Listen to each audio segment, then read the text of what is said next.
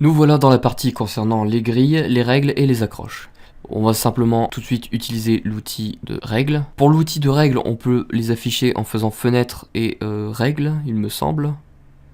Donc on va faire le raccourci CTRL, Maj et R.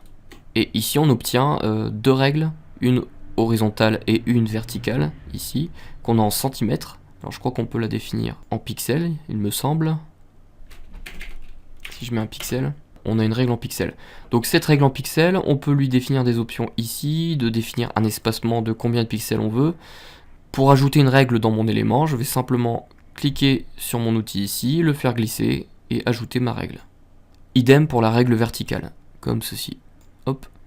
De cette façon, si je crée un rectangle ou une bannière ou autre, elle va se coller, si j'ai bien choisi, même sans choisir l'outil magnétisme, elle va se coller à mes éléments de ma règle.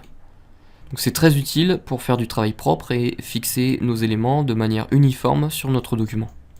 De la même manière, on a les grilles. Donc les grilles, on peut l'afficher directement dans Fenêtre, afficher la grille, ici, afficher la grille, ou simplement appuyer sur la touche Exposant 2, donc juste au-dessus de la tabulation, qui va nous permettre de l'afficher ou de la désafficher.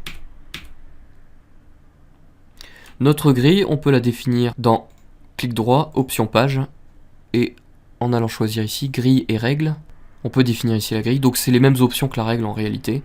Donc je peux mettre un espacement principal de, on va dire, 50 pixels, et je peux mettre une subdivision de 2. Donc j'obtiendrai des croix de 50 pixels de largeur et de hauteur, et j'obtiendrai des petits points de 25 pixels entre les deux.